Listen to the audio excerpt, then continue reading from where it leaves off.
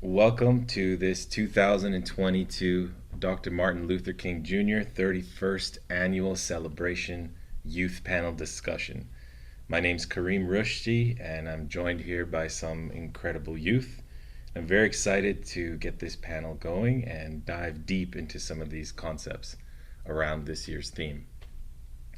Before we begin, I want to start with a prayer, and I'm going to open it up for prayers from this panel as well, just to kind of set the tone. And then we're going to do our introductions and then our discussion.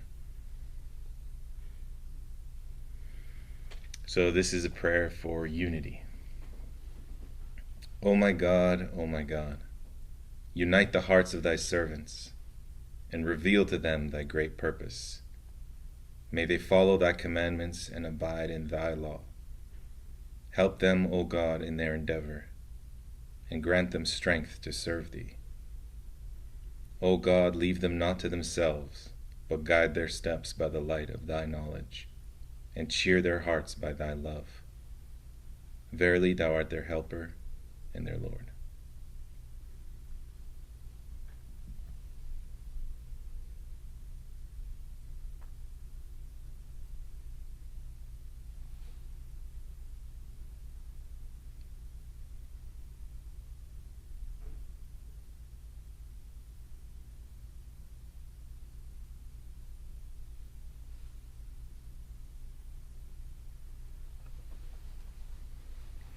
All right, so we're going to start by introducing ourselves. And I think if it's okay, we'll start on this side. And we'll just go around, just tell us all, because we actually don't know each other that well. So let's say our names, let's say where we're from, anything about our cultural heritage that we think would be good for us to know in the group. Okay, well, I'm Vincent Cassius Kane. I'm a conscious content creator, so I work on TikTok, Instagram, all that stuff. That's been recently. I was trying to go to school, but then I landed upon all of this, and I was gonna go to school for more like race topics and just all stuff like that in video and stuff like that. But then I landed into consciousness and learning to help humans become better. And when I came across that, I was like, definitely, this is my calling, right? So landed upon this, and yeah, I'm from Caledonia. We're the one black family there, so you already know how that went, right? But yeah, I'm just glad to be here and actually start to interact with other like-minded people. All right, my name is Stan. I'm just a 17-year-old grade 12 student.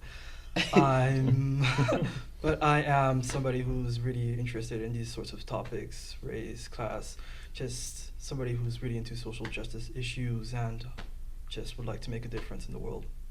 Awesome. Sego Guego, named Crystal Yungyat. Hi everyone, my name is Crystal Rivers. Crystal Froman, also known as Crystal Rivers. I'm from Six Nations of the Grand River Territory. I am Mohawk and Irish, and I am Wolf Clan.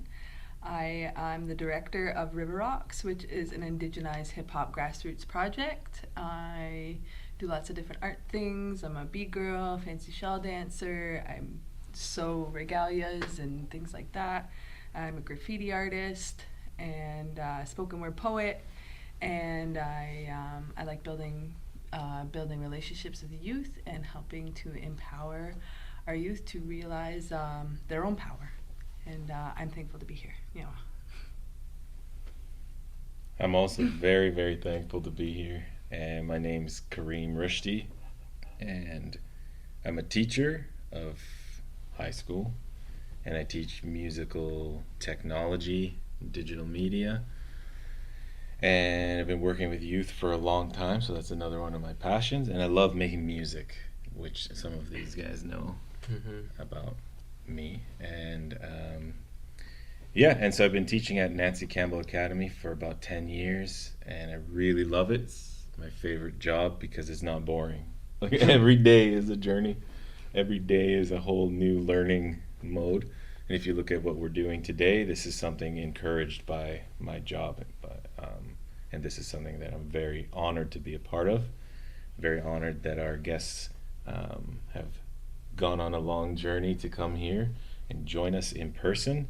I'm really happy we're not on little windows on a screen in a Zoom call. Yeah.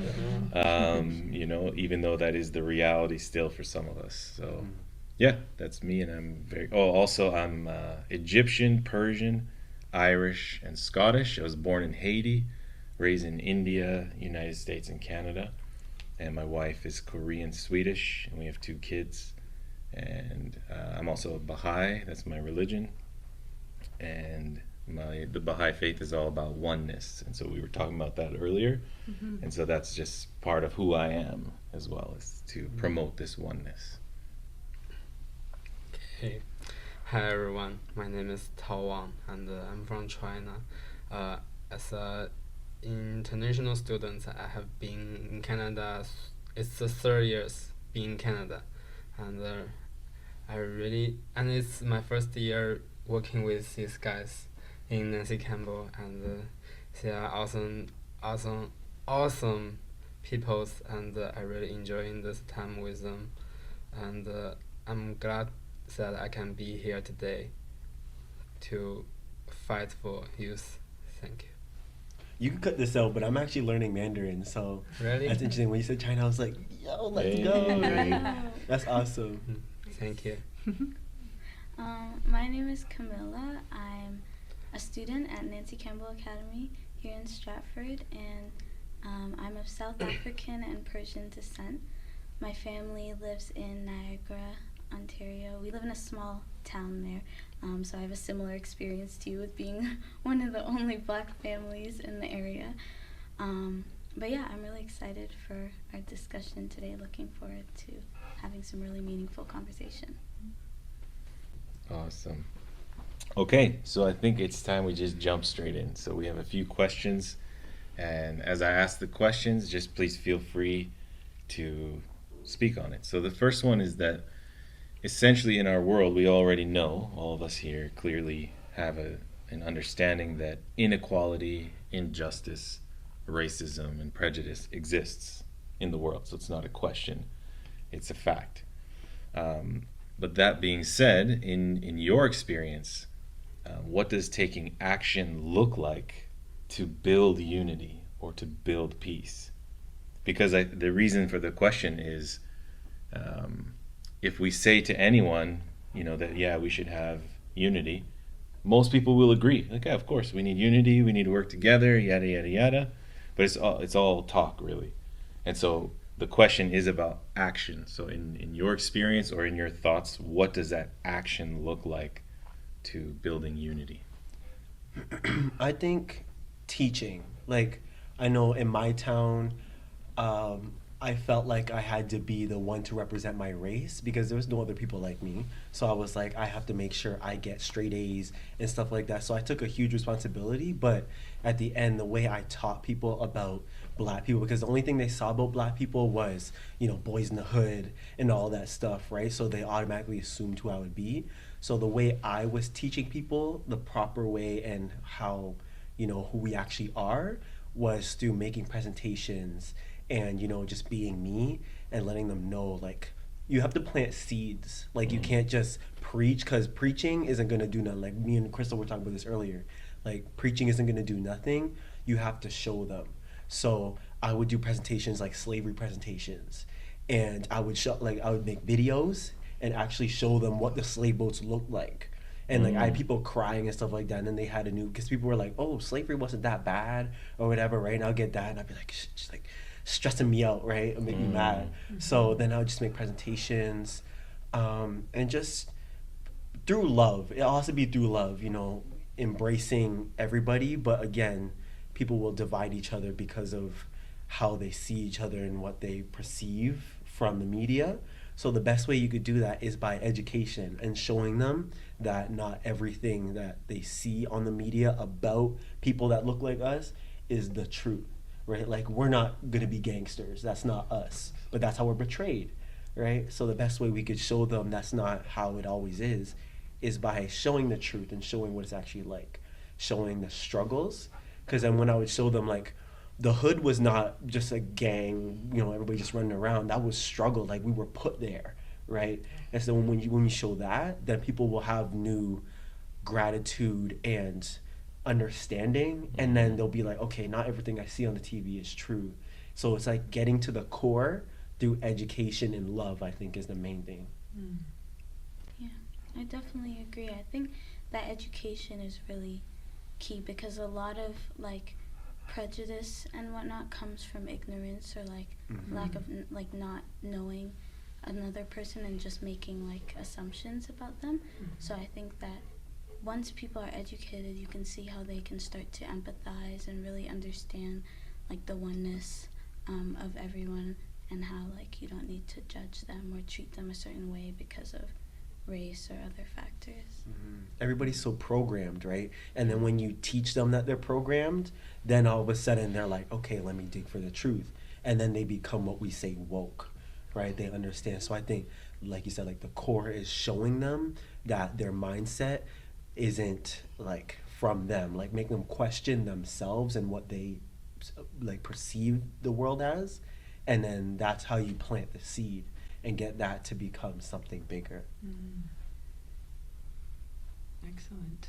Yes, absolutely. It's interesting what you're saying because you're taking an action to, you know, educate and teach, and you've said it as well, Camilla, and this creates a sense of, or can create a sense of empathy, you know, and understanding of truth or things like that. So the interesting thing is then, if you're out here taking that action, it is possible for someone to realize truth but not do anything about it.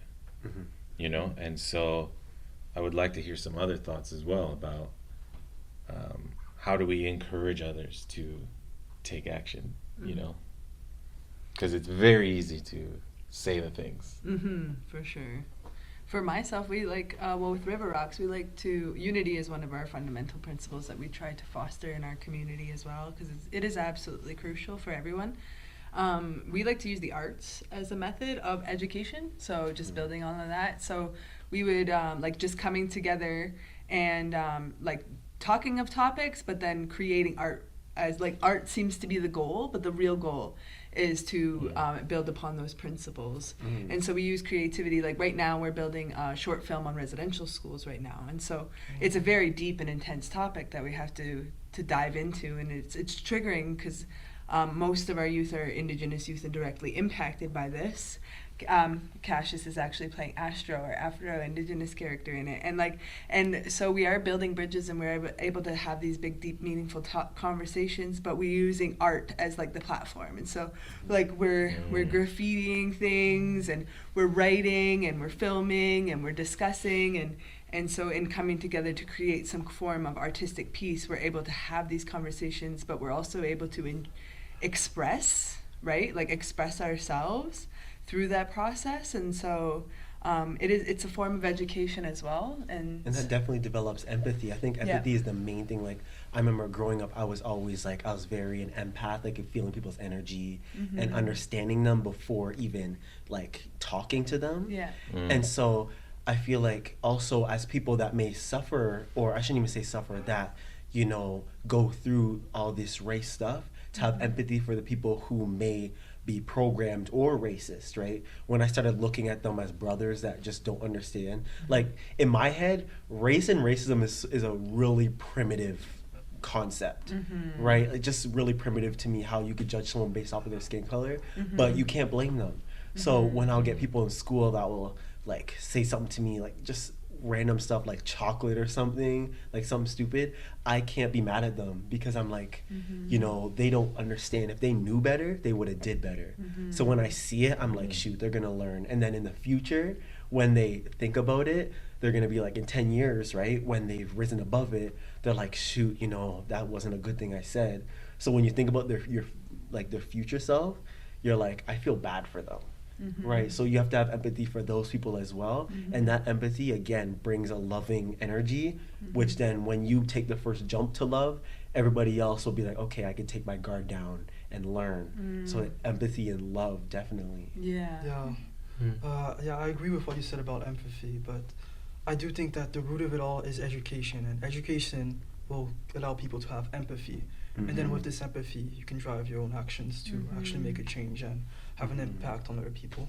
Exactly. And building up, like one of the conversations we had on our way up to was talking about how, like, there's one state. Some people like to unify in the sense of resisting the other, or like, you know, or trying, like, you hurt me, and so we're gonna band together to like, you know, do these things out of spite for the other that's hurting and oppressing us. But we were talking about how the next level of, almost like the next level of consciousness and the next level of beating that is to step into your own power for the sake of realizing your own power. Really, not to step into your own power out of spite for the other, but to really realize your own value and your own power.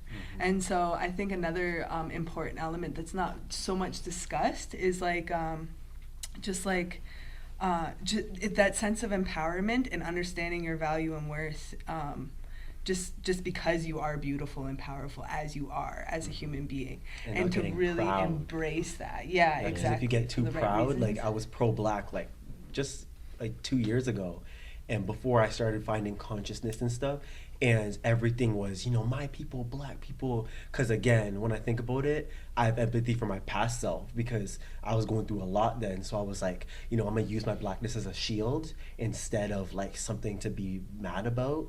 And so I started really using it. But as I started shifting to consciousness, I remember I had to unfollow, like I was saying, I had to unfollow so many pro-black people I was following on social media, because I started to see the truth. Like before, they were like, you know, us black people, we have to band together against the white man and stuff. And back then we were like, yeah, tell him. But now I'm like, me and my mom are watching it, and we're like, we used to like this, because they're like, you know, the white man is bad and stuff like that. And so on our side, when we look at it, we can't have hate toward them, right? Because again, they don't understand, they don't know, it's not their fault. And so you understand both sides, again, empathy, and then you start to realize, and you don't want to get too proud and be like, oh yeah, I'm black or whatever, I'm native. You want to embrace your culture and understand it's one culture out of all the humans, right? And then it's like, it's understanding, and just, again, you can't help but love the other person. You can't get mad at the white man. That's just division. Again, it's just primitive concepts of race. Yeah, I think in terms of education, there is an importance of teaching the history of the layers of oppression that have happened. There is an importance there, and it does need to be discussed. But they're discussed in a way that we're moving beyond that now, and we don't need to stay there, and we don't need to stay angry with each other. That we're able to come together and have these conversations. And I think another very important element is to show your culture and the beauty and the richness of your heritage and your culture and the uniqueness that you hold inside, and the beauty and the power that you have inside, and to share that with others, so that the others who aren't often influenced by those things, they can sit with that and appreciate the beauty of that, right? And so we can appreciate the beauty within each other and our differences, and then also find that commonality to come together, right? I love what you're saying, because I think I've heard a lot of people say, we need love, we need love. But I think something people don't really say is, how can I make myself easier to love? Yes. That's a harder thing to do. It is also challenging to find something you love in someone that you don't like. That's hard. But I think it's actually harder to make yourself easier to love. Although you have more control over that. We do have control. We can reflect and think, and so that's one concept in this whole question about taking action to build unity. It's actually something you can do, and I think you really touched on that as well, about what can I do to raise myself to a higher consciousness, and I can move past some of these things and essentially make myself easier to love. When you do that, then someone who may have a prejudice would come across you and go, hey, I love that guy, or I love that person. How can I love that person if I don't like that type of person? And then it's like the two things they can't be existing at the same time. So it's a very interesting... Definitely education. When you educate people, then they can open up their heart to other people. So like you were saying, education has to be the main thing in showing them the truth, even when you are trying to uplift yourself and gain more. Like when we were learning about our blackness and like how it's actually powerful and not what they said it was, then that's education. Education is making us become more aware and stronger. So a level of power is how educated you are. So then when you look at those people and you say, how did they not understand? Like people, I remember I would tell people this, like, like like when people look at Africa now, they're like, oh, poverty and stuff, but they don't see before and they don't see now. Like if I show a picture of like a city in Ghana, like they would mistake it for New York. And people are like, wait, that's not Africa, right? And I'm like, oh, Lord, here we go, right? Or then I would show them like before slavery, what Africa looked like before slavery and the ancient civilizations and how Europeans used to come to a city called Timbuktu to learn from the Africans, right? But they don't teach that in textbooks. Yeah. But then when you teach it and you show them, look, we were very powerful before all of this slavery stuff happened, then people are like, no, shoot, black people weren't so weak. And again, that's still like a low area of thinking, but you have to start somewhere. So then you show them and then they're like, oh, I understand now. You get to them slow. Yeah. Fantastic. And I just wanted to touch as well on what you had said about the arts. And I was hoping, Tal, you could speak a little bit about your experience at, like, we go up to a wildfire lodge with our school, but we do something very unique there. We say, we're here for 4 days, and on the last day, we're putting on a show of all the arts. And so we're going to have songs, dances, drama, and visual art, and we all have a unifying theme, and we're all a diverse group because we're an international school. And you have to work together, right? And so it's this concept of what you had said about taking action with art to bring people in. So Tal, if that's okay, maybe you could share a little bit about your experience at Wildfire. Yeah, I feel really excited. Like when we work together, I just totally forgot what color you are and where you're from. We just like brother and sister, like brotherhood, and like.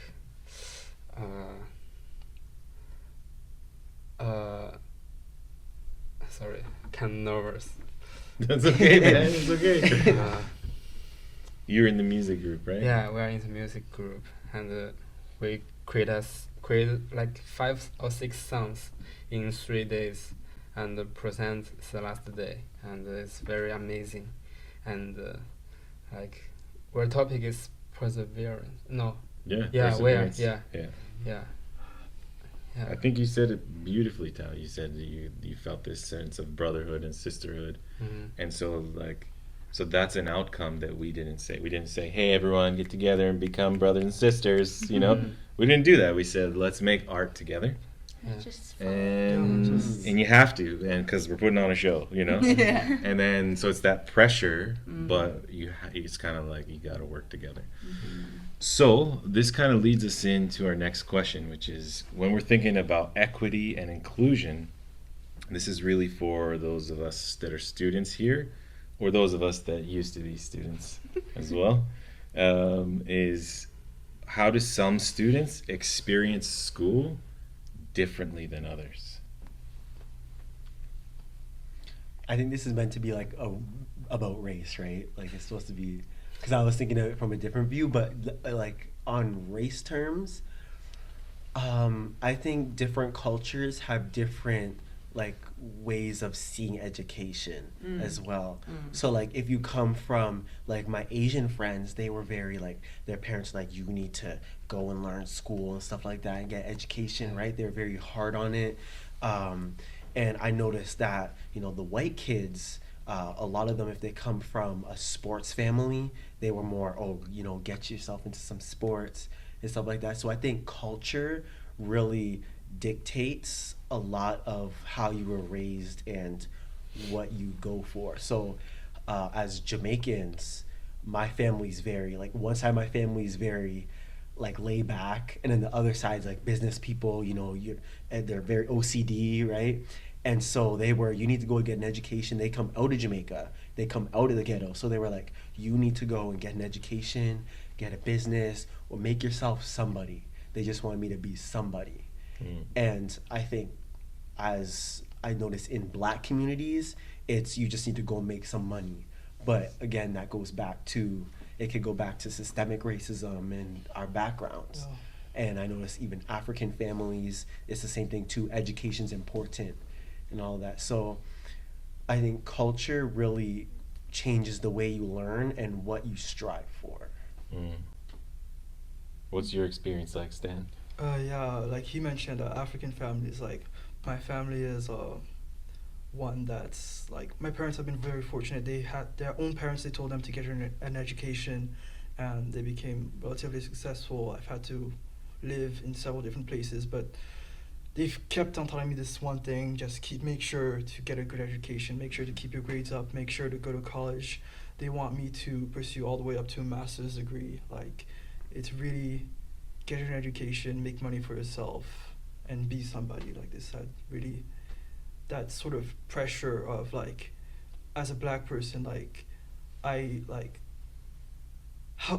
not really sure how I should convey this, but like, you know, how can I, like, after all that, like, as a people, like, we've been through, how can I, like, allow myself to, like, fail? I have to get there. It's pressure, yeah. Yeah. It's just about being great, Yeah. especially if you come from a background that's been down below. Like my dad comes from Trenchtown. He actually lived beside Bob Marley, which is really yeah. cool.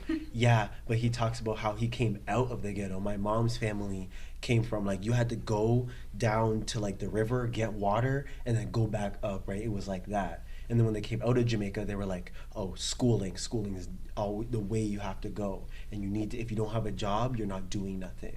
So it's all about just becoming great and powerful and getting out of that gutter that our people may have been in. Like, if you weren't out of the gutter, right, it may just be like relaxed, right? It's just like whatever. But if you came from a very deep family where there's a lot, they're like, yeah, you need to go get your education. That's very important. Yeah, 100%. What's it like for you, Tao, coming from China to Canada? You said you've been here 3 years. Yeah, like, I feel like we have the same situation background. Like, my grandparents from my father's side, they are farmers, and from my mom's side, they are grandparents, they are fishermen, and the generation turned to my parents, they become businessmen, but they didn't get like very high education. They are just a high school degree. Yeah, so they been talking about this very long. Like, education is very important. Like, it will. That's definitely WeChat. Yeah. Yeah. So they want me to get better education. Just cut for a second. Poor guy. Benny is calling me. I don't know. Benny? Yeah. Oh, okay. Yeah, Benny has WeChat. Benny's on WeChat. Of course Okay. he is. That's another student at our school. Okay. Yeah. Yeah. Had a good time, Betty. Yeah. Okay. You can keep going. Where if you am I? like, yeah. You're at Yeah. education was very important, and then so Yeah. that's why there's a focus on it in your Yeah. family. Yeah. Yeah, and also China is a independence. I think it's independence country, so the government try to encourage youth in China, like, work hard, and make China get top of the world. Like, yeah. You know what? Because I'm actually low-key, I'm gonna be straight up, I'm obsessed with China. Like, I'm trying to go there really bad. My parents know this. They're like, stop with that. But like, I remember researching about Asian culture and Chinese culture specifically, and that was one thing that came up. I'm interested to hear about your story. Like what was it actually like to, you know, be raised there and grow up there, and then coming here? Like, what was the biggest, you know, difference that you noticed? Difference, yeah. It's a lot to talk about. Yeah, like, I want to talk about the reason when I come out. Like, I get into I think it's a kind of nice high school in my hometown, and I was in grade 10, I think. Yeah, and after this, one of my father's friends, he is living here, and asked my parents if we want to send out to Canada to get education. Yeah, and my parents just come to discuss with me. Yeah, and I feel like, yeah, if I missed this chance, I maybe regret in the future. Yeah, because I feel like nowadays my family or most of the Chinese families, they don't worry about money. Like, they are looking for a better life. Yeah, I feel like it's very cool to go outside and see the world, how the world looks like. It's like came here. Yeah. The difference, like, the product price here is Culture shock. more higher than China. Oh. Yeah, and what else? Like, yeah, the education is different. Like, we don't usually bring our laptop to class, and we more prefer to work on paper, and we get like bunch of homework every day. Yeah, so Chinese students are very pressured. Yeah, I used to live in Korea, Yeah, in South I think Korea, it's the same. and yeah. a lot of, like, when you're in grade 12 in South Korea, the whole community knows, don't talk to that person. Yeah. Like, Oh. Yeah. they are busy from morning till early morning education's again. so serious. Just sleep a little bit. Yeah, Mhm. it's very interesting. Hmm. Wow. So Camilla, you said that you also, felt like you were the only black family in your kind of neighborhood, but then you also said that you're half Persian. So I'd like to hear about this as being a biracial human being experiencing high school. Like, what's that like? Yeah, I definitely think that like my race had an impact on my school experience, but not so much my Persian side, because like when people look at me, they'll see like, okay, obviously she's black. Yeah. Like she's mixed with something else, but like black first, right? So I think no one really knew that I was Persian at my school. They just saw me as being black, and so there were a few instances of like microaggressions, things. I remember as far back as like elementary school, people asking me for like N-word passes and such. And at the time, I actually didn't even know what the N-word was. So like I had never heard it, because I grew up before living in my small town in Niagara. I grew up in Alberta, which the area that I grew up That's in where I'm was- from. Really? Yeah, Okay. yeah. So it's not very diverse there either, at least in No. the area that Yeah. I was in. So Which area were you in? Do you remember? I know it was close to Calgary, but Oh, it okay, wasn't like okay. in the One of big the small city. towns, Yeah, okay. yeah. So yeah, I just never been really surrounded by any black sort of culture. So growing up in mostly white towns and like going to school there, I always felt like a sense of otherness, sort of, because it was like everyone else looked totally different than me. Had like, especially hair was a big thing for me. Like I would be like, oh, I want to straighten my hair because I see all the cool girls at school, like that's what their hair looks like. So it was sort of like a distraction at times from like my schoolwork, because I was like focusing on like having to focus on, oh, I'm like different, and like how to not be so different. Yeah. Beautiful. Thank you. You are. I agree. But yeah, I wish little me knew that more.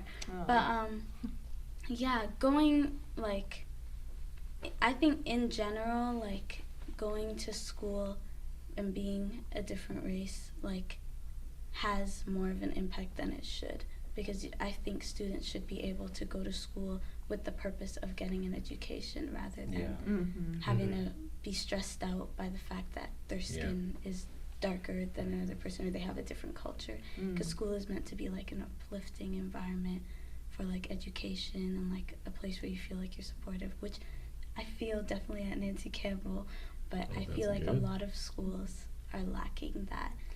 Did you find that you thought about race a lot? Because I know in my school, I thought about race like every second. I was thinking about how it would affect me, how the teachers saw me, because even the teachers, when they looked at my grades, they would ask me, they're like, is it your hair? My hair was really done nice those days. So they were like, oh, it must have been your hair that got you those marks. And like little remarks like that. So did you find that you thought about your race a lot? Yeah, definitely. Like anytime that like, even if a teacher was like slightly rude or something, my first thought was like, is Is it this 'cause I'm black? racism? Yeah. Yeah. Is it because I'm Wow. black? So it was definitely something that was always in my mind, because it's just like obvious when you look around you and you see all people that look different than you but similar to each other, sort of. So I can yeah. relate with you 100%. Yeah. Because I also grew up mostly in Albertan small white town. Mm-hmm. And in my school, I actually did have a racial slur said against me as well, which was also the N-word. What? And so my response to educate in the moment was, number one, that's racist. I said that out loud in the hallway. Number one, that's racist. And I said, number two, wrong race. Right. You know, like Yeah. if you're gonna, Word. you know. And then so the next day, that guy actually apologized, which was amazing. And then we became kind of not like close friends, but like, we were okay with each other. Do you think some people don't understand racial slurs? I actually think that he didn't, because he really was genuinely shocked when I said wrong race. He Mhm. said, And that's "Whoa, where what?" education Mhm. Yeah. comes in. Yeah, and it was a quick education lesson. Yeah, Like, he was like, oh. that's racist, wrong race. And then Yeah. the next day he's like, I'm so sorry, you know. And see, you know Thanks what, for coming to my Yeah, TED Talk. yeah, Yeah. you know, when we're quick to not fight people, like I was saying, like having empathy and like right away you have to think from their point of view, like they Mhm. truly think they're right. And then when you say Yeah. that, instead of saying, no, you're wrong, but like actually using that as an educational moment, Mhm. then you could really change the energy and make better change than letting your ego get in the way and saying, they're talking to me like that. Why are they talking to me, right? Yeah, I like how you did 100%. And so that was in Alberta, right? So I was the brown kid / black kid somehow. But then I went to school in India, and I was the white kid. I was the American. And so I was doing a different kind of education. He would say something, you American. Mhm. And then I would say, like, well, actually, I'm from Canada. So like, And then, you know, and so I'm like, it was a weird Yeah. kind of position, interesting thing. And then so it's interesting. It's like I've had this always feeling the other. Yes. There's almost never been a time where I've really felt like these are my people. Mhm. And actually, to be really honest, the time I do feel it is at Nancy Campbell, because we're a microcosm of the world. And so I feel like at this school, we got people coming from all over the world. I feel like, yeah, this is cool. Like I can just be who I want to be here. that there's, would be awesome. I when don't I have to think about it. navigate What? that at all. you That's know? the beauty of diversity, right? And so Like- it's not really the school. It's just the fact that there's a group of humans that are extremely diverse, Yes. and in a community, and we see each other all the time. Yeah. So that I think That's cool that's because great. when I think about Caledonia, like the school in my town was half native and half white.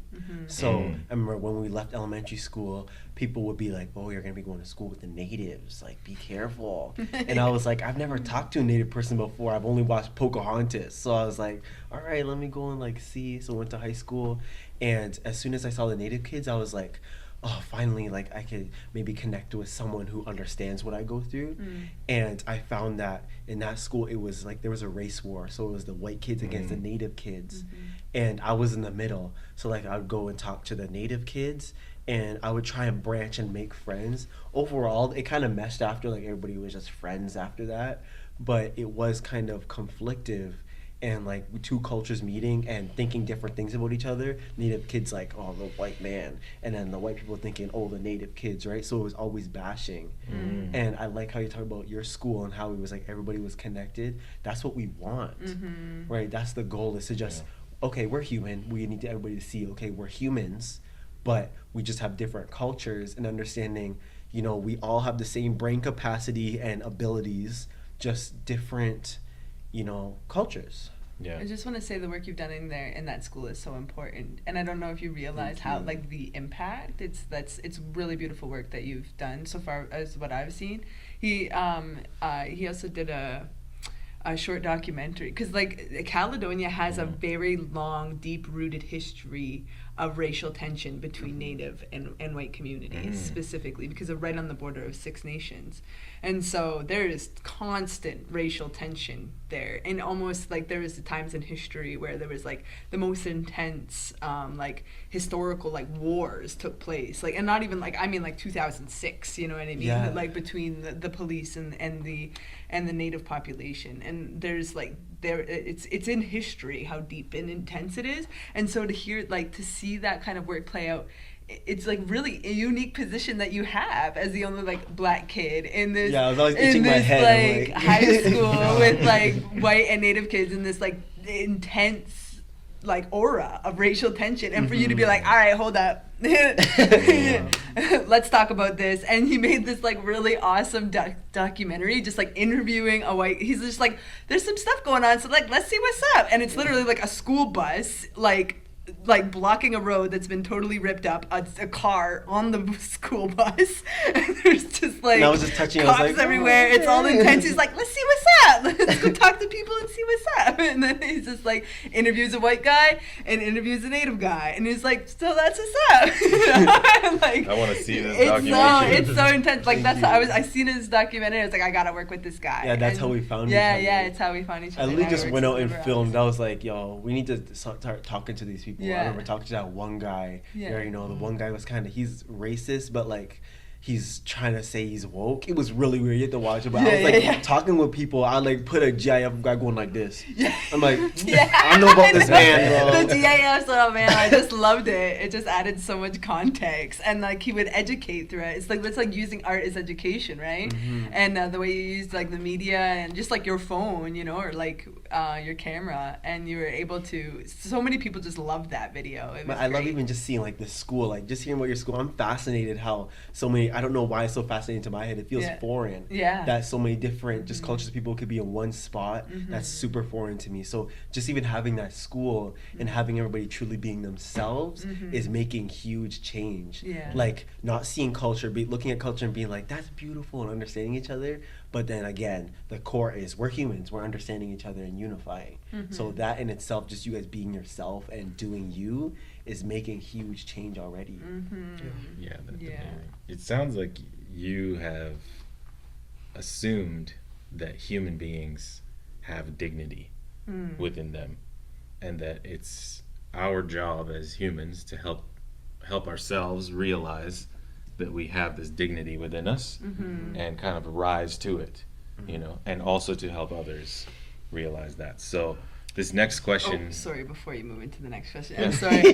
There's this question, so it's a different perspective, right? But I think as the indigenous person at this table, it's a perspective that needs to be addressed with this question specifically about in thinking about equity and inclusion. How do some students experience school differently than others? And so, the residential school, right? And so Native children and youth experience school way differently than just the general populace of Canada, right? And obviously we know because that's how the country was started, was the residential school system. And so for those who don't know, the children, it was enforced by law for every Native children to go to school. And to go to school meant like leaving your family like almost forever for lots of them. You know, they were forced to live in this school for 10 months at a time, and they were brutally tortured and abused in horrific ways.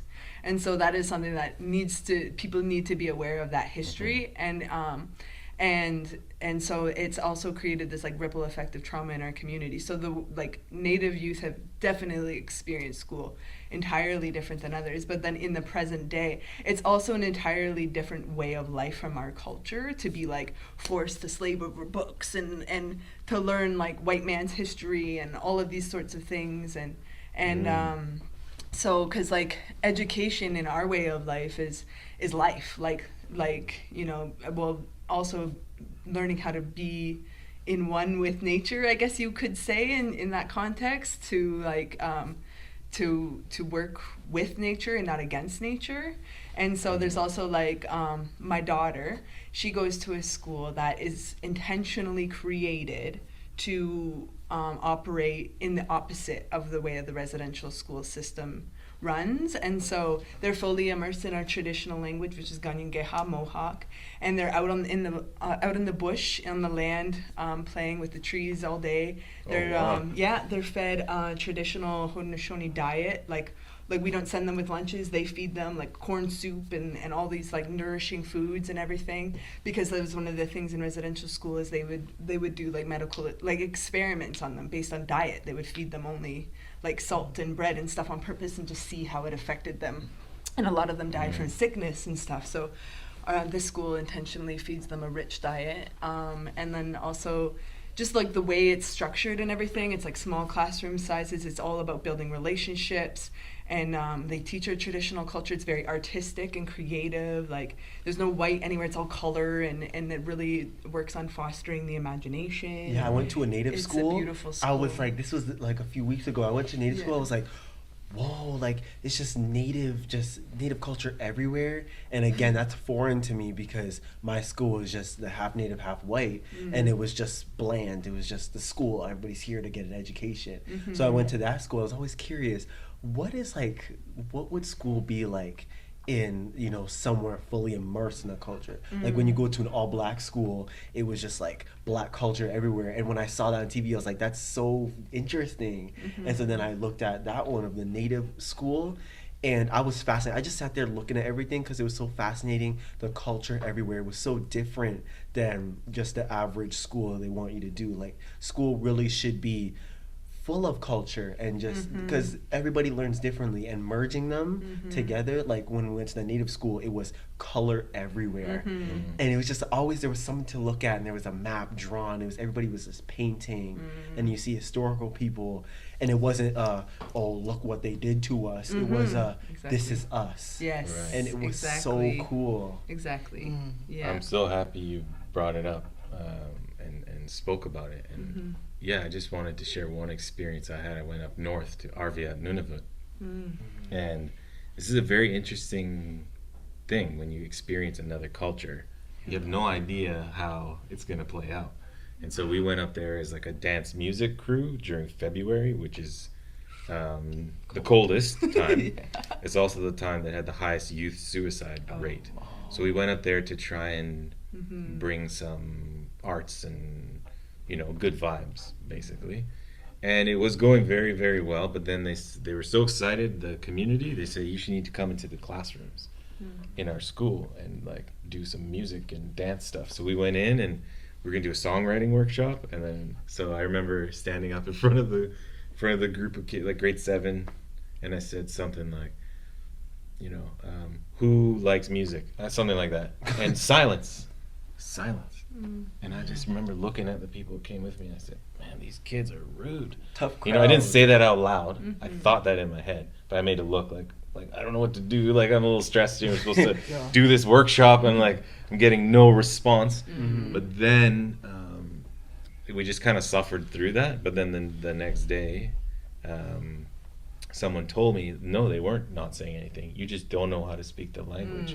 And I said, what? And they said, look at the eyebrows. And so if they move their eyebrows, it actually means something. And I actually forget exactly, but it was that. And so that for me was a huge example of how this miscommunication can happen. And it was essentially ignorance on my part.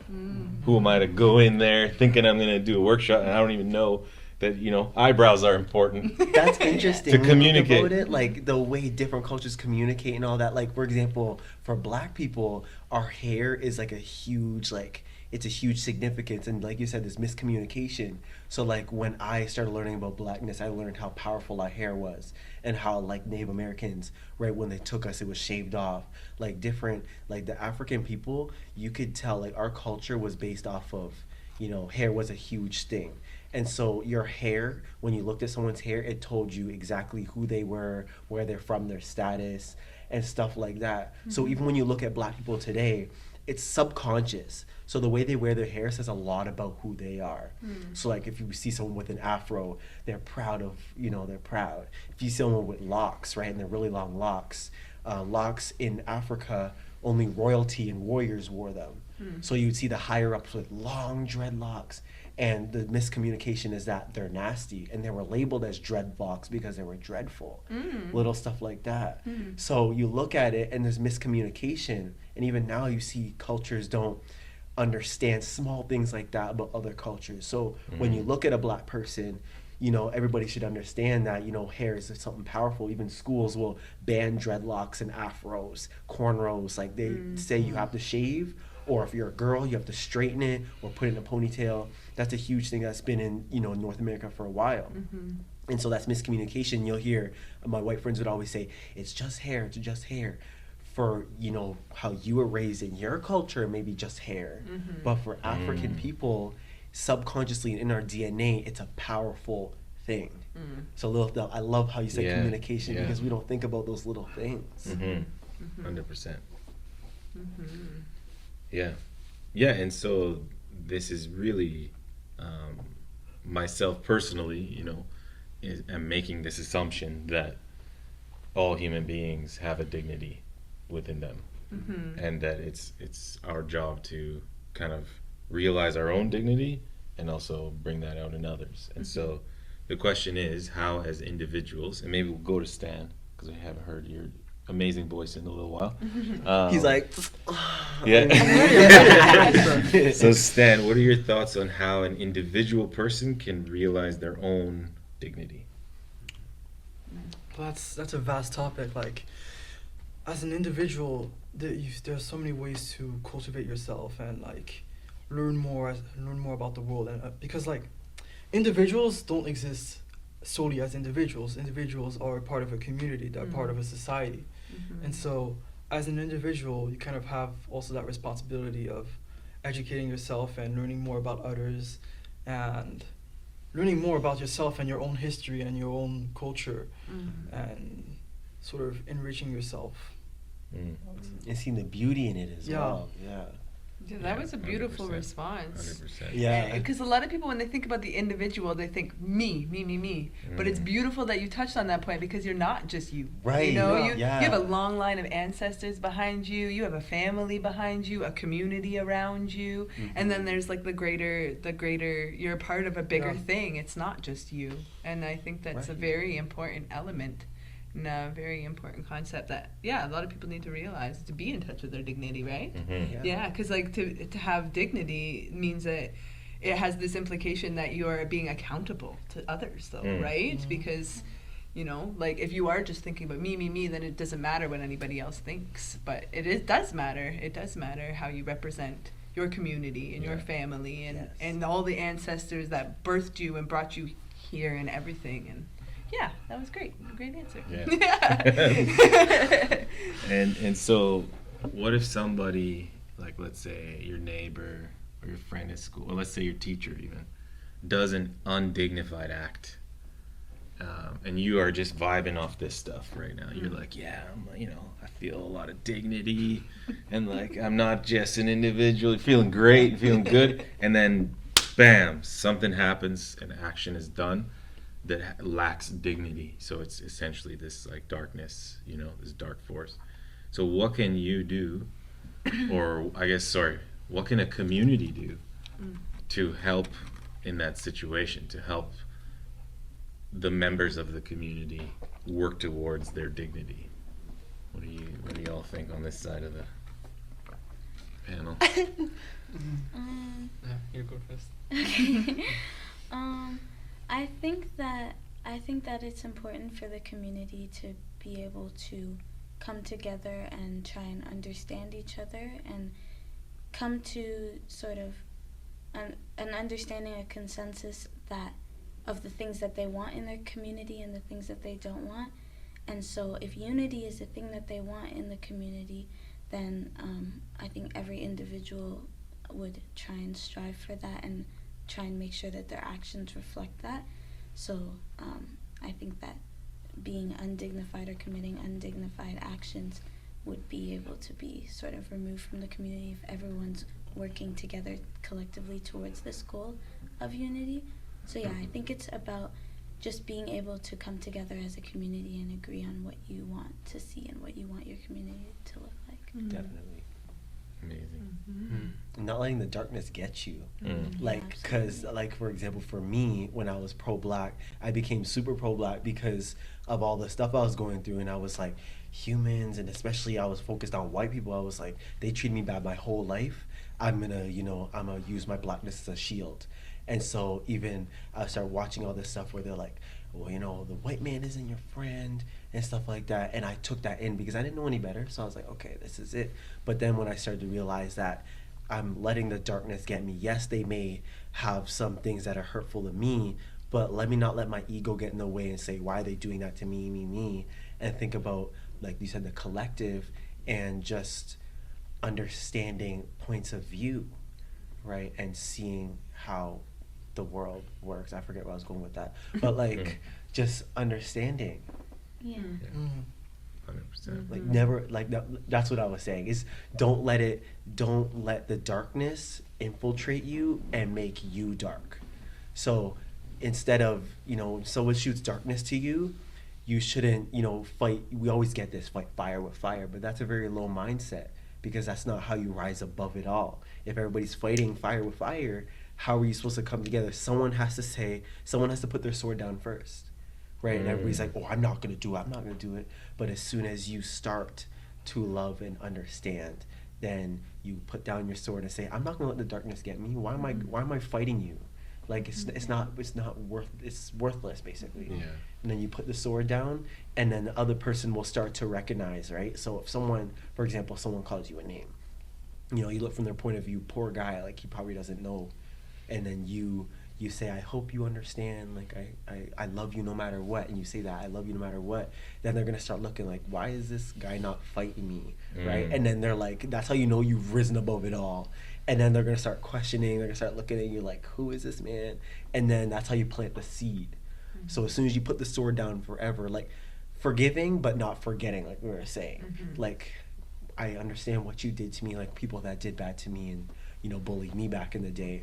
I talk to them now, we're friends now. I told them like I love you unconditionally, and then now we're in a loving space, and they respect and they understand that I forgive but I don't forget. So we could talk about the past, we could talk about all of that, but none of that would have happened if I always looked at them and said, oh, those are the guys that bullied me back in the day, I'm gonna be proud and I'm gonna stand straight.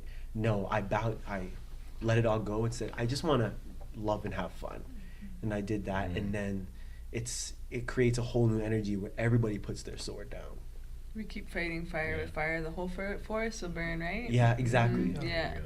Gotta bring a pail of water sometimes. Yeah. I think in terms of spaces and just being proactive, like this is the thing, like I like when I'm having workshops, or like when I'm just creating a space for youth, I think one of the good starting points is just to straight up get everybody together and be like, all right, well, let's talk about respect and responsibility. How do we want to be treating each other in the space, Like there's just like, even just like a small starting point, it's just like, how do we, like what do we want, what kind of protocols do we want to set up in case of things happening, right? And like protocols are pretty important, I find, for conflict resolution, because conflict is bound to happen in any kind of space, especially in a space when you have diverse backgrounds present, right? So it's good to have these conversations almost from the jump, or even if it's later, it's got to happen at some point. So it's like we talk about, okay, like responsibility. The responsibility is the ability to respond, right, to a situation. And so like if somebody is being hurtful to another, we have to respond to that. We can't just let that happen, because then it kind of sets a pattern and people start to be feeling free to harm each other, but we have to stop that in its tracks. So it's like the second, like in terms of somebody can be like snarky towards the other one and be like, no, we don't do that here. We respect people in this space. This is a safe space where everybody's going to feel comfortable, so we're going to respect each other, okay? And then it just like sometimes that's a little reminder is all you need, just to hold people accountable. We don't have to punish them, we don't have to shame them or guilt them into what they did. We just like no, we don't do that here. We don't do that here. I love that. Transmuting the darkness. Exactly. Yes, that's it. And then that way we can hold like respect for one another, and then it empowers everybody. Be like, yeah, look at that. Look, we're a part of this space that respects each other, and then you feel like you're a part of something good, something impactful, and it's an important thing, right? And so, I think that's an important element.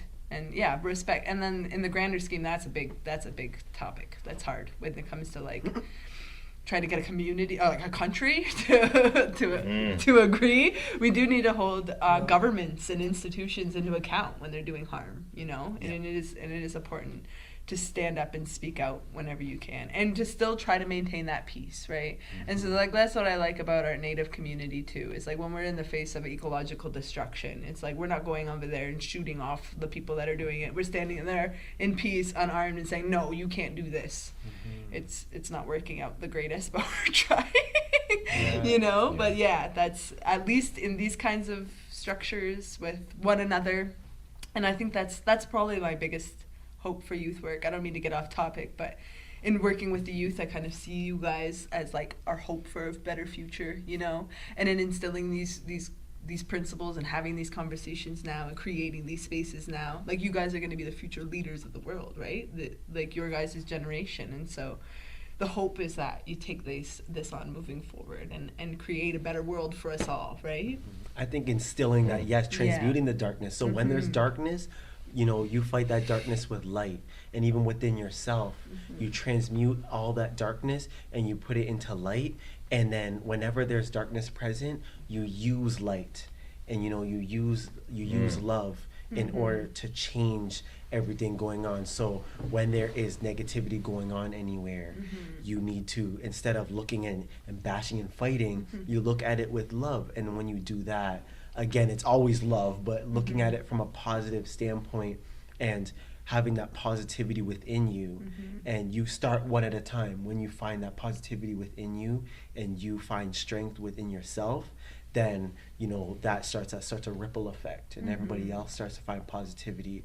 And that's another thing, is learning from the darkness. Like, the darkness isn't something we should run from. Negativity is nothing we should run from.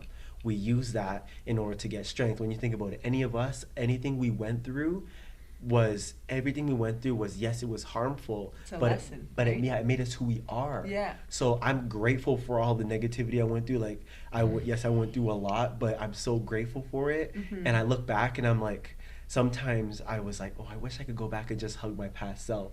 But it was crazy because I did that and the universe came for me. And like, I remember I FaceTimed this one kid after I did a live, and I FaceTimed him, but he was exactly like me in like a younger version. So I said to myself, I was like, I wish I could talk to my younger self, and I would say this and that. And then when I FaceTimed the guy, he was exactly like me. And he was like, I don't know what to do. So I told him, I was like, I see, it's like I'm talking to my younger self or something. So I was telling him ways to handle stuff. And he's like, thank you so much. Thank you so much. And it was like, I was just telling him what I learned from my experience. So instead of all of us looking at our past and dark things as, oh no, push that aside, use that darkness and grow from it. So you should be excited when challenges come, even if it's a mental challenge. You have that mental challenge and you're like, oh, this is gonna be, I'm gonna, you know, become someone new now because of this. Anything, it may be hurtful, but you look at it positively.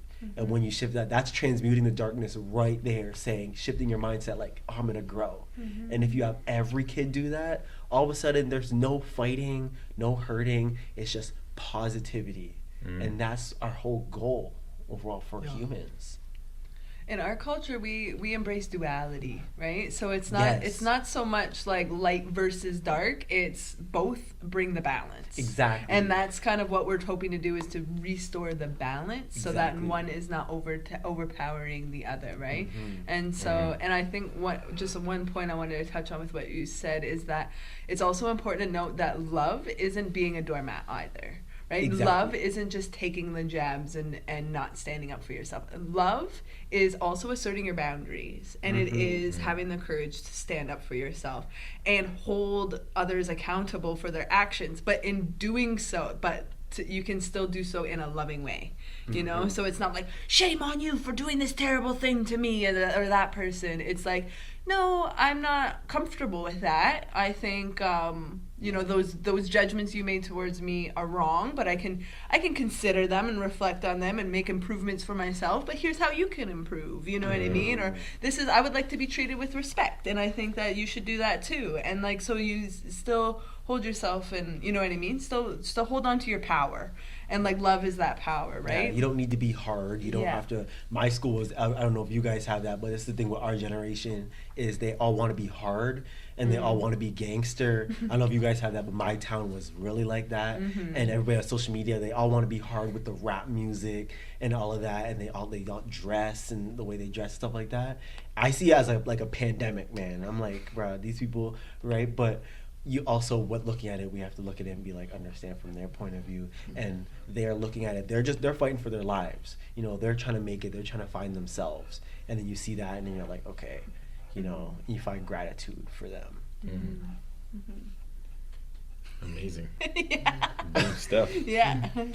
So I knew we'd get deep, but I didn't think we'd get this deep. This is good. This is very good.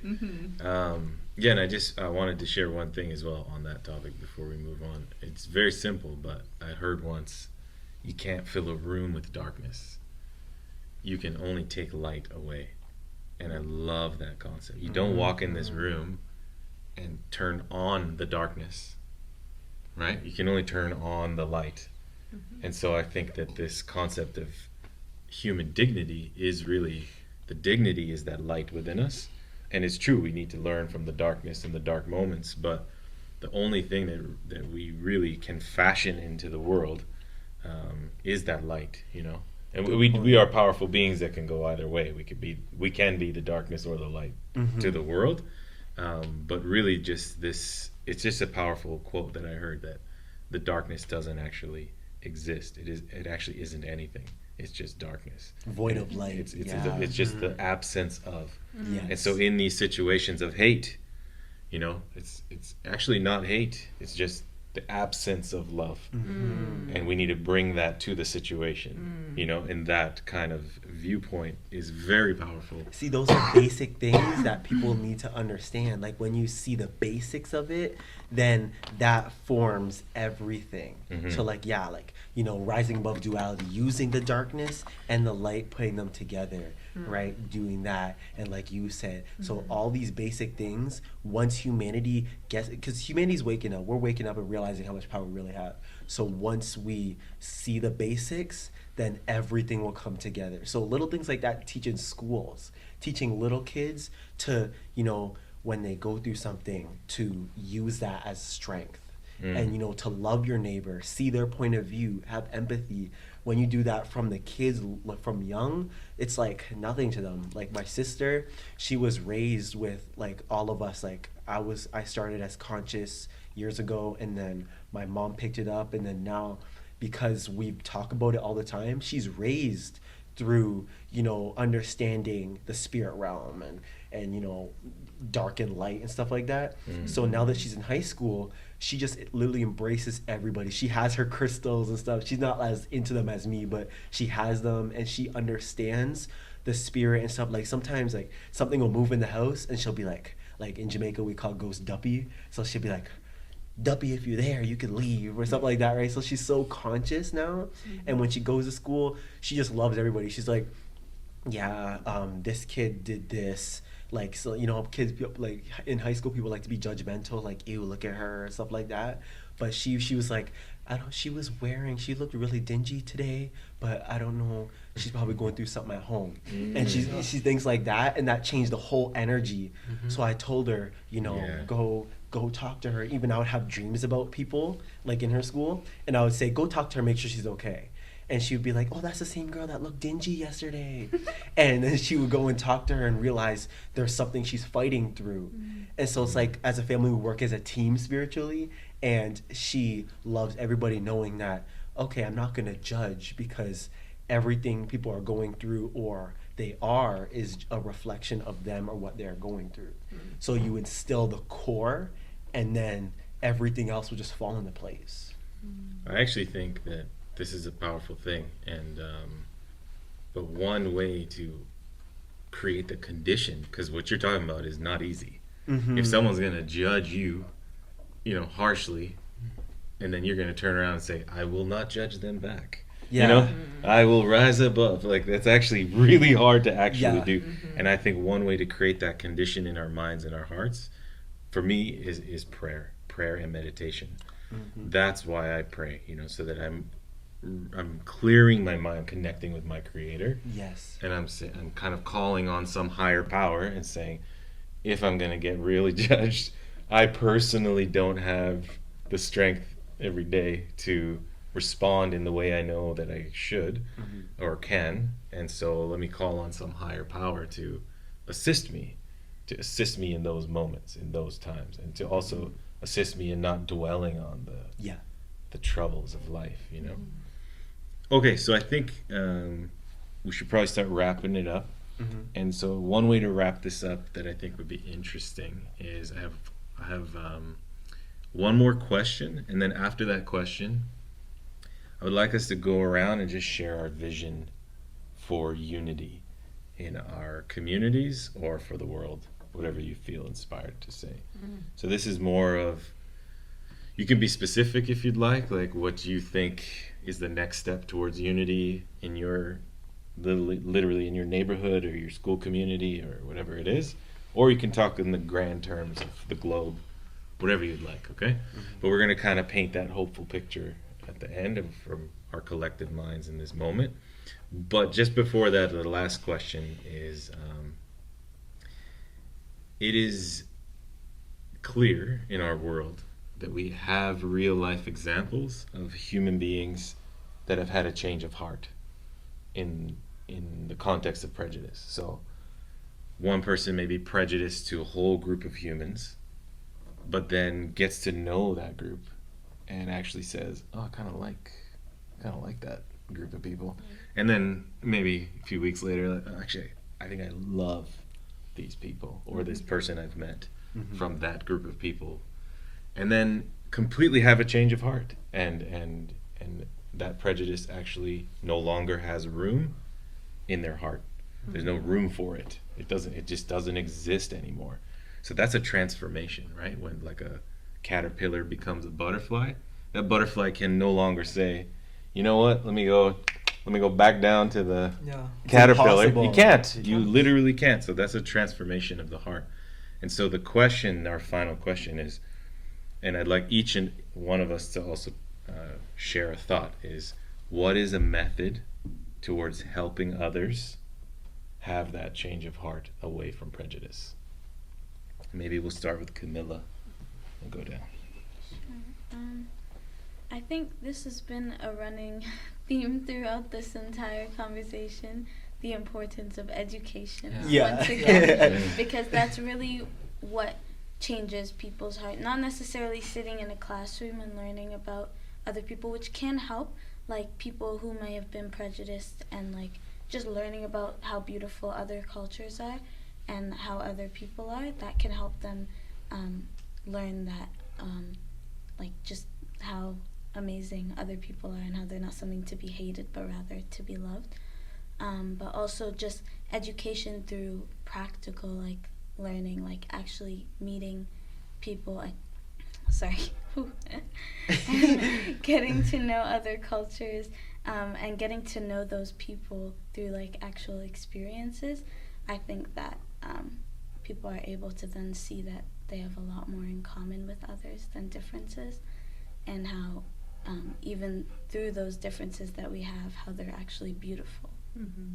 Yeah. Awesome. I'm gonna catch on with education, like especially family education.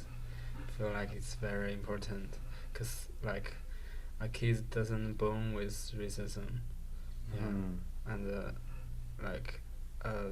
parents really affect how the kids think about, and the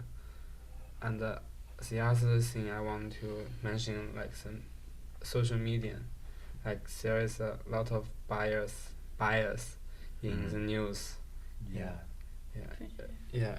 Prejudice, and it's really like make some social media and try to make different group against to each other.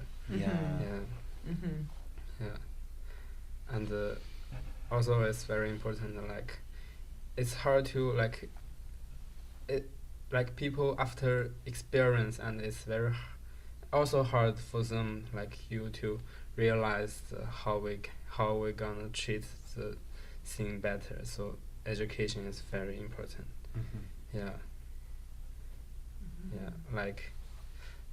And also like try to get into deeper to like other cultures.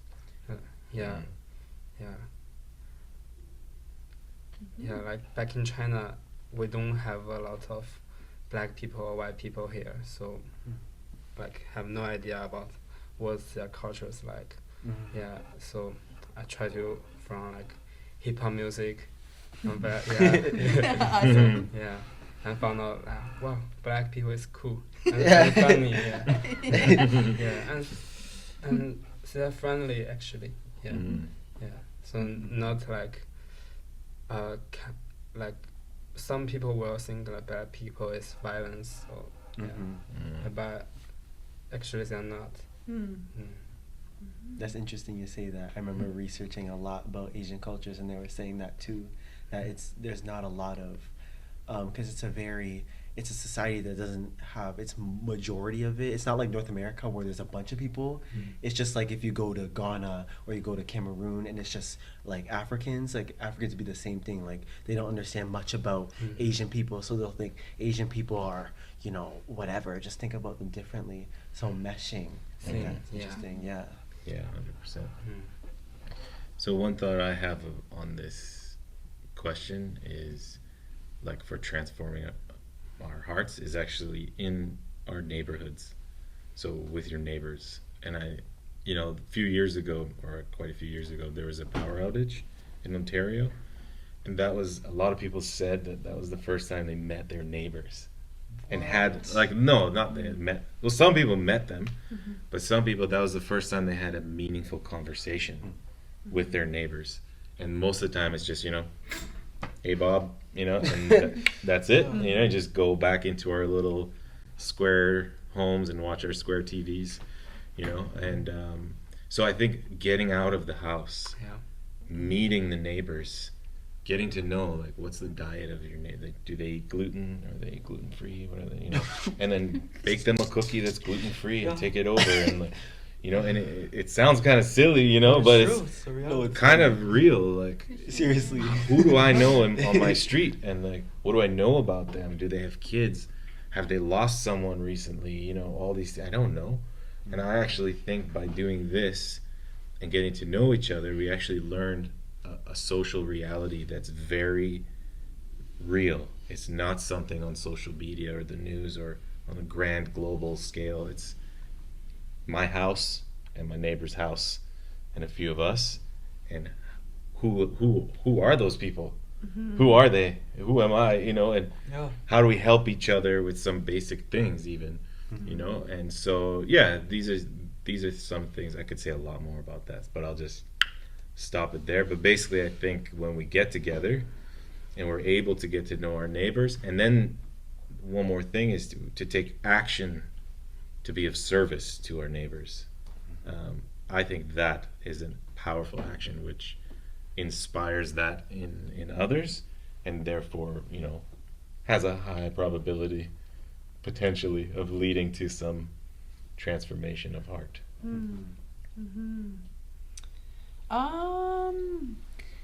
I think I guess coming back to like education, and arts, like with the work that we do, obviously our biggest hope is that people have a change of heart, and like we're creating positive ripple effects through the principles of hip hop: peace, love, unity, and having fun.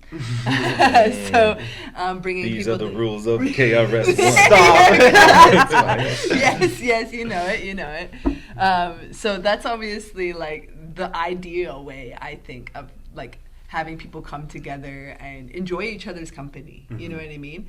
But also there is, in some circumstances, I guess in extreme circumstances, some people have to face tragedy to have that change of heart. And you see it in movies all the time, you know what I mean? Like The Grinch, or like people that had to go through some kind of intense life-altering situation, or like American History X. That one was intense. Yeah. That was intense, He was in prison for murdering a black guy, and then he had to become friends with the guy in the laundry room or something to realize black people aren't so bad. That movie was good, bro. Yeah, it was, it was hard to watch, But it was, sometimes people have to go through, or even in this current state of the pandemic, right? And like, for me, the biggest thing is the climate crisis. That seems like the most big pressing thing on my mind, obviously. We're paired with the climate crisis and the current pandemic. And I feel like a lot of people are having a change of heart in a lot of different capacities.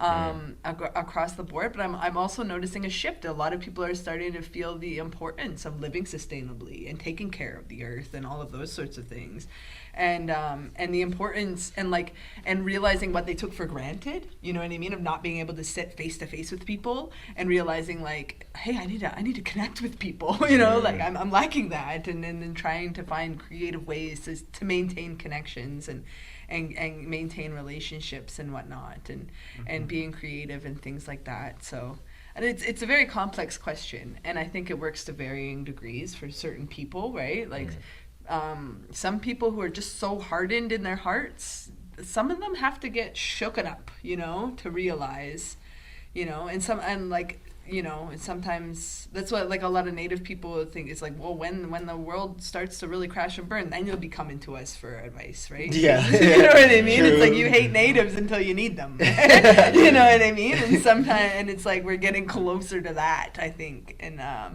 so it's like that's kind of what pops into my mind, I guess, with that question. Yeah. To be honest. Yeah, no problem. So I really empathize with everything that was already said, like education, being of service, the creation of art, and really there's no singular solution to all of this. Like it's going to take a lot of things and all working together to tackle these issues and bring about a world of unity. Also, I think media representation is important. That can take part. That can be a part of like artistic measures that we've already talked about, and sort of bringing light to these issues, making people aware, which again is connected to education. So what I'm really trying to say is, you can't really dodge one thing. You have to tackle everything together. You have to look at the whole. Yeah, for sure. I think seeing past the illusions is going to help everybody. Seeing past, the media and it's programming, basically. Seeing past, the beliefs that were set for thousands of years, because people will believe stuff for thousands of years, and then, or their culture believes this about this or about other people, and that's set in stone. They don't want to leave. People are closed-minded. So when you open up your mind to everybody and everything, and you see the greater picture of the planet, I think that is what will help people, seeing past the illusion of like darkness, or seeing past the illusions that were set by even higher ups, elites, seeing past everything that was set already, your own illusions, your own mind illusions. So when you understand and see how you think, you question how you think, you're open-minded to other concepts and how other people think, and you could see the world outside of how you just see it, and you could say, how do they see it? Or let me try and see it from this point of view, and you open up your whole consciousness and soul, everything else will just come in and you'll find answers. As soon as everybody questions what they believe and they question how this whole reality, when they question everything, they're going to get answers. And those answers is knowledge, and that knowledge is education. So when you search, when you get people to search, then that's where the true power is going to come in and seep into everybody. Yeah, adding to that, travel. I feel like that was another thing that needed to be travel, or even to travel to, say, like Toronto and Kensington Market. You know what I mean? Like, sit in a coffee shop and have a conversation with anybody sitting in that chair, because it's such a diverse community, right? I feel like mostly just like opening yourself up to other cultures, right? And to escape that prejudice, and like not media per se, but propaganda, I think is the word you were looking for, per se. Like, because there's media, like, but we have I love how there's in social media, we're seeing a lot more representation of other cultures, and that's a very beautiful thing. And we're trying to escape that propaganda of the certain line of thinking that they're trying to perpetuate onto us. But sometimes the best thing is turning the TV off, turning the cell phone down, reading a book, or going and striking up a conversation of someone in a different category than you, or like traveling to a different culture or a different country and experiencing another culture, tasting different foods, and those sorts of things can really open the mind, like you were saying. Yeah, those are important things to do as well. I find that's an easier with this Canadian culture, like that. I find the most woke people are the ones who are willing to travel, you know what I mean, and experience other things. If you're sitting in your own box the whole time, then you're not really evolving, right? Yeah, it's much easier to have a world-embracing vision if you've traveled somewhere. Yeah, for sure. For sure, yeah. 100%. Those are great points all across the board. Oh, yeah, it's fantastic. We'll give each other air fives. Air fives. Y'all. So let's go back one more time and just share our vision of the future of a unified world or your unified community. And yeah, maybe we'll just start with Camilla again. Or do you want to be She's the like, last? stop starting with me. We'll start with you. We'll start with Yeah. you. Okay. I think I see a world again where everybody looks at each other as just human. It took me a while to get there. I saw myself as a black man in Canada. That's again, it's low key an illusion. It's set there for you to think that. But like I study everything on consciousness, spirituality, and even like extraterrestrials and stuff. Hearing people's stories, these are stories that I would push aside. And I was like, these people are crazy. But hearing stories of people interacting with intergalactic beings, people that didn't believe this stuff, but then a being came down and talked to them. And they were like, I still think I'm crazy, but this is what happened. Some light being came down from the sky, whatever, right? And then I look at the bigger picture and hear what these people have to say, what they said. And all these beings talk about unity and waiting for humans to wake up before they could show the world what they look like, that they're here and stuff like that. And that made me really think about, you know, the unity of all of us. So I see a world where everybody looks at each other as just human. And we see each other like, I already see just humans. I see cool cultures. And I want to sit down and hear people's stories. Because hearing people's stories, I'm also learning what they're learning. Feeling like living life in their shoes for a moment in time. And that opens up where you see your consciousness is on the whole earth. So you see the globe. And that when everybody gets there, that's going to change. Literally, it's going to be a whole new era where everybody is just focused on humanity. Yes, we're individuals, we're cool individuals, we're parts of the universe, but we're also a collective earth consciousness, because that's what we are.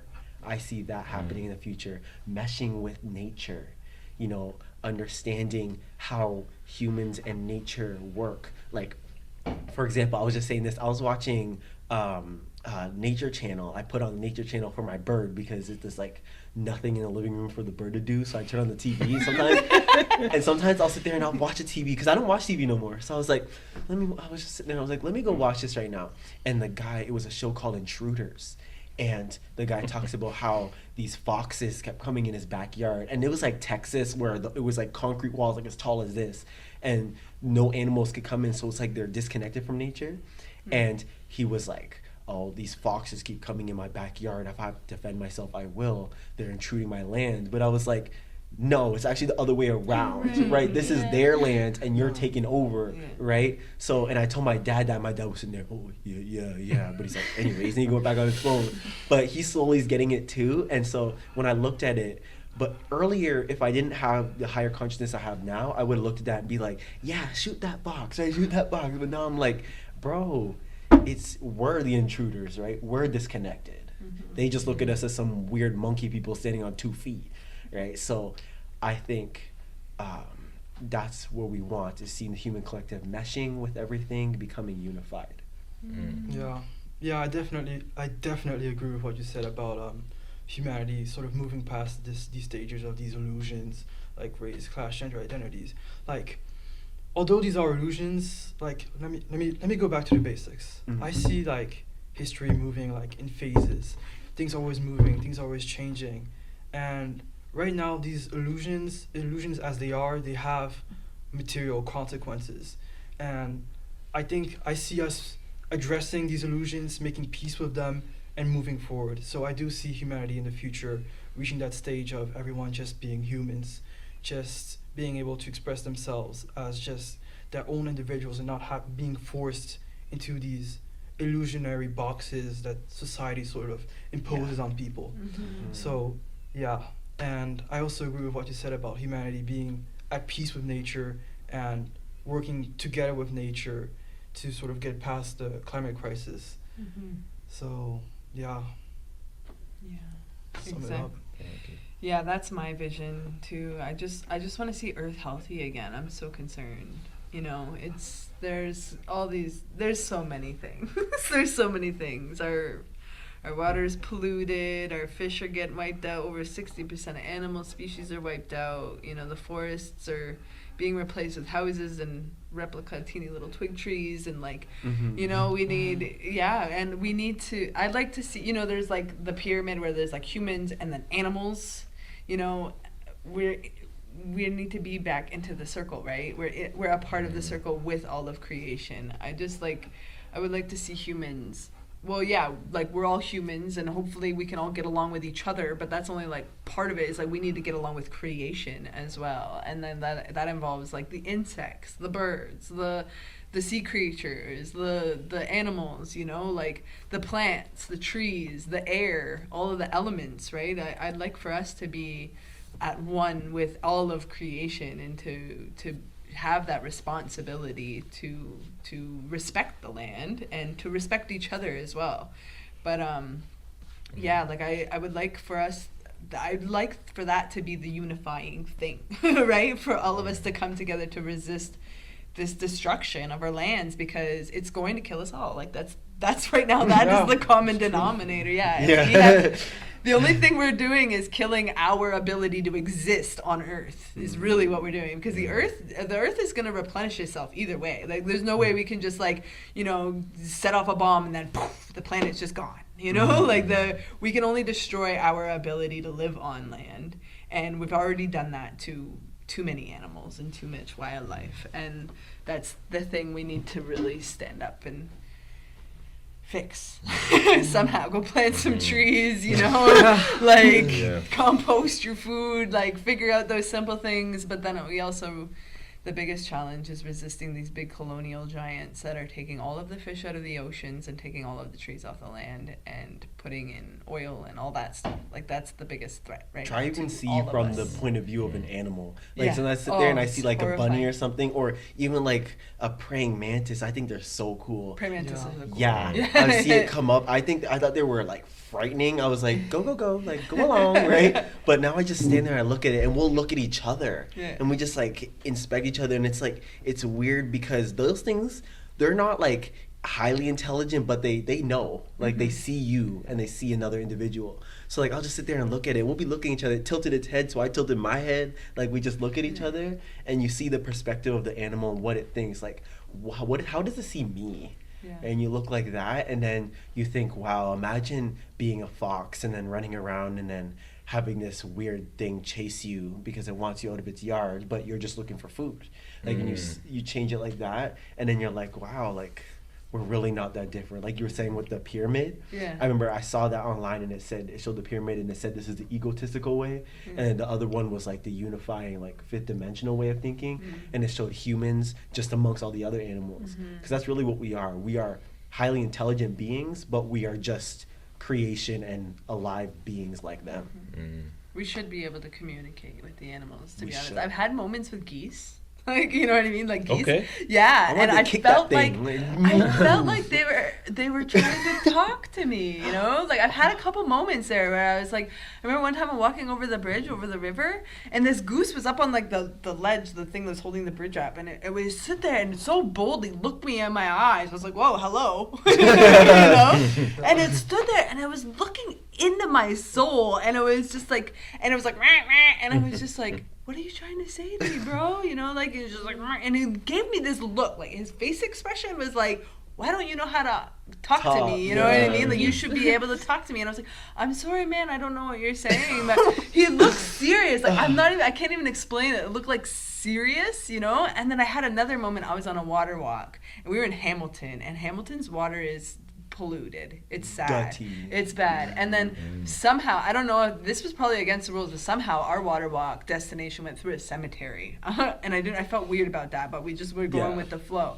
And we're going there, and there was a long line of geese, and there was a tap there, a leaky tap, like a hose. It was a leaky tap, and the geese were lined up to take drinks from this tap in a cemetery, when they should be able to get their drinks from the river, which is where they're supposed to be living. And I remember all these geese were, and we were like, oh no, that's so sad. So we like opened the tap so they could get more water, right? And one of the geese looked at me like so intense, and it looked like it was about to cry. And I sat there and I stared, and I held this moment with this goose, and I started to cry. like, I'm so sorry, you know, that you had, like, Yeah. you know, it was like a meaningful thing, you know. And so I don't know, I guess the part of this ramble, or what I took from your message, is to be able to sit there and really hold a space with an animal, with some Imagine kind if we of could creature. actually communicate. Just be silent at least, and Yeah. look them in their eye and try to, like, you know, understand or just process I that. think Crystal is communicating. I think you're speaking goose. Yeah. Yo, yeah, you just should've might- said something back, just might, bro. yo, the geese are my homies, man. They know me. No, that They thing know move, me. move. Yeah. Honest, those things try and fight half the day. Oh my But I gosh. respect them. Like My I'll partner just was keep on a walking. jog, and one goose came up like rah, rah, right in his face and punched him. How can you punch a goose, man? But I Yeah, I guess it was wouldn't actually. confrontational goose. Like, geese like me more than him. He doesn't speak goose. No, he don't That's all- speak that's the all there is to language. it. Yeah, that's it. That's He's it. got to learn. Yeah. For real. That's amazing. One time I got attacked by swans. Really? Swans What? can be Yeah, vicious. well, it's because I was they're with my beautiful. family and I wanted to like be a little bit protective because there's 5 swans like walking towards us in a group, and so I did a thing where I said, "Yeah, don't worry, don't worry, don't worry. Like I'm so much bigger than these swans." So I did like a ah, but then the swans went up. They grew. They grew like challenged 2 to them. 3 feet, Yeah. and then were fast while being huge. Those stuff move And quick, I man. got so scared. I did like, ah, and I turned around to run, and then my kids saw me being scared, so my kids were like 10 times as scared because you know daddy's scared. So and we're just all running, and we were so scared. So I don't know swan. It's at not a all. joke, man. I It's don't speak serious. swan. That is so funny. But yeah, in terms of like the future of building unity, definitely speaking goose and swan is one Okay. one way. I also think that there can be no unity without justice. And so I feel that No working justice, towards no- justice, and there are some institutions and organizations that work towards refining the laws or changing the laws of the lands that we live in, which essentially govern our societies, and this is one concrete way to bring about justice, to remove these laws that are founded on prejudice, some of them. And so I think this justice is very important, and so can't have unity without justice. And I think the ultimate goal, and I actually truly believe it's an inevitable, it's not something that may or may not happen. I think our destiny as humans is to be at peace with each other. Yeah. But we can't have that peace until we have that unity. But we can't have that unity until we have that justice. So that's the world that I see in the future, and the way of getting there is actually a lot of what we talked about, but a little more specifically is working with children and youth. And you had touched on that as well, about they are the future leaders. So if the future leaders of our world are raised up with an understanding of all the things we've been talking about, that's powerful. That's very powerful. So what are your thoughts on the future of unity? So unity going to be global, I think is based on communities, like different cultures. They need to be connect more and more. Like, I mean, imagine one day, like the teenagers open their phone and the contacts they can find different countries' friends to talk with. Yeah, and I think we are doing this. Like, I want to talk about the language thing. Yeah, cause you need to communicate with different cultures, people. You need to learn languages. Like in China, like my parents, their generations, they don't really know English. Yeah, but nowadays, like the education is going to everybody in China, and the kids start to learn English since junior youth. Yeah, I think it will be improved and going to be better for future. Yeah, Yeah. definitely. Yeah. If we can all speak a language, Yeah. then we can understand each other Yeah. more. Yeah. Just like trying to talk to a goose. Goose, yeah. Yeah. It's like us as humans trying to Yeah. talk to each other. We don't understand Mm. even the words. Yeah, Mm. that's powerful. I think language is beyond words too, though. Body language and tone, the way you carry Yeah. yourself Oh, and for stuff. Yeah, there's a lot more to that. Yes. Yeah, Mm-hmm. yeah. So, we could have a universal body language of treating with each other with respect and kindness, that would be nice. Yeah. Yeah. Yeah. So, and I think that's really what they mean, like the old folks mean about speaking the same, like to be able to communicate with the animals. I think it's more of on a psychic level rather than a language. I don't think it's a matter of Yeah, you know what I mean? 3 quacks Yeah. and a pause Yeah, exactly. Morse equals I'm code. hungry. Yeah. I think it's deeper than that. I think it's being able to sit in silence. Yeah. I make eye contact and like body language and being like, I feel like that that would speak more volumes, if that makes sense. Like in terms, I'm not really on board with having one universal language, one world, one new world order type stuff. I'm not into that, to be honest. Like I think we should go back to our traditional languages because there's a lot more depth packed in our languages. Definitely. Yeah, but in terms of us all being able to come together and communicate together, I feel like holding eye contact, body language, gestures of kindness and respect, like you can say so much to a person without saying anything at all, right? And I think that's what I see. Sorry, I didn't mean to interrupt or No step problem. on what you were saying, I but that's definitely just agree what with him, came both up. of you guys. Yeah, Yeah, definitely. yeah. We want, like language, because again, like our barrier between nature is that we can't connect. We lost that connection and communication. And so imagine a world like I was studying some of the Native Americans and how close they were to nature. Like the animals would just walk up to them and they would all just be like, the deer would come by the campfire and stuff like that. But nowadays the animals run from us because they don't know what we're like, right? Because we've like basically evolved away from nature, right? But we need to come back, just like the other animals, how they evolve with each other, and a deer could sit beside a bunny, right? It should be the same thing. It's So- an energy thing. It's Yes. gentleness. Yeah. And it's the way you hold yourself. So Yeah. imagine if even if we don't talk the same language, but we see each other like Yeah. nod, acknowledge, Exactly. and just shoot love and understand, Yeah. and then we could go about our lives. Yeah, exactly. Yeah. 100%. Yeah. And that's the thing, animals smell fear too, right? To strip yourself of Yeah. fear. And part of prejudice and hate and all of those things is fear, right? And so it's letting go of that fear and accepting yourself, grounding yourself, being present and in gratitude. I think that's the way, to hold ourselves. And I feel like that wraps up almost everything that we've been trying to do, like, Yeah. to be able to hold yourself in that way, I think speaks volumes. Yeah. So Camilla, Yeah. take us out. Yeah, I mean, I totally agree with everything that was said. I think in this vision of unity is realizing, like everyone will have realized our interconnectedness and how all of our well-beings, like everything's dependent on each other.